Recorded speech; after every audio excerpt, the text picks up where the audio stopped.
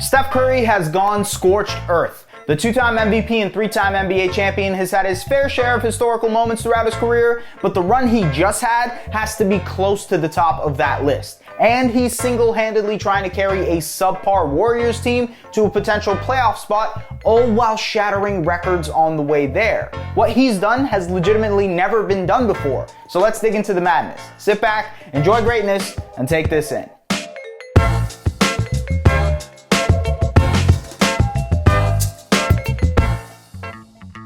Before we jump into the video, you should go ahead and subscribe to our channel. It's just one step in the process to get us 60,000 subscribers. Now back to the video. In the month of April, Curry literally put up video game type numbers. Up, count of three.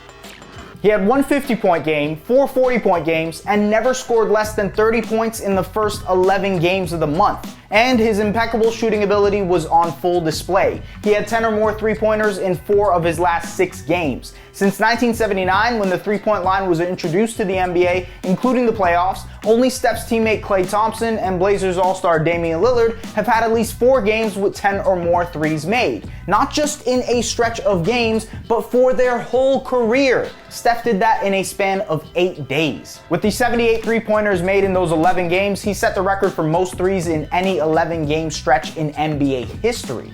You don't fire now. And during that stretch, also broke the record for most threes in the span of 10, 9, 8, 7, 6, 5, 4, and 3 games as well. He already owned the 2-game record before the run. And it doesn't matter how he ended up shooting the three, Curry is number 1 in pull-up threes, step-back threes, uncontested threes, threes after 5+ dribbles, threes from 30 to 40 feet away from the basket, and threes in the clutch. On Monday night, after dropping a casual 49 points in a win against the number 1 seed Philadelphia 76ers, Curry became the oldest player in NBA history at 33 years old to have a stretch where he scored 30+ points in 11 straight games, passing both Michael Jordan and Kobe Bryant. He also passed both Kobe and MJ for most 40-point games in a calendar month at 5 by any player at age 33 or older. Do you know how crazy that sounds?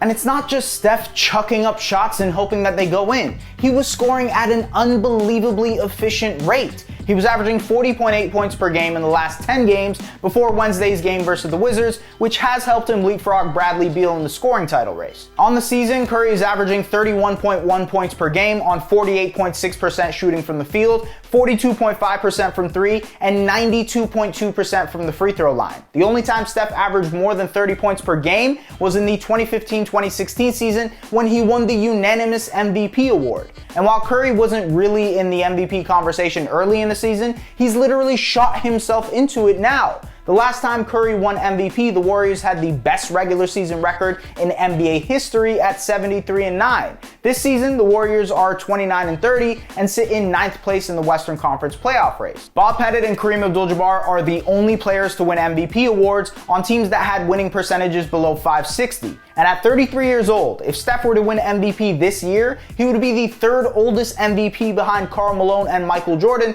who both won the most prized individual award in the NBA at 35 years old. Steph's impact is there. The Warriors are 1-7 without him this season. But the Denver Nuggets' Nikola Jokic, by all accounts, should be the front runner in the race. And in the NBA's latest straw poll by ESPN's Tim Bontemps, which polls media members who actually vote on the awards, Jokic destroyed the competition with over 90 first-place votes. Steph received no first-place votes, but that could change quickly if he keeps helping the Warriors win and gets them to a playoff spot. The Warriors have the 5th easiest schedule remaining in the NBA for the next 13 games of the season and sit 4 games back of the 6th spot. There's definitely a possibility for them to jump in the standings and sway voters that way. Personally, I think Jokic should win MVP regardless. He's been better for longer, and having a winning team should stand for something. But prior to the season, there was a lot of noise, questioning if Curry could lead a team on his own, and this stretch of games has not only dispelled any notion that Curry is washed up, but it's quite frankly just shut people up.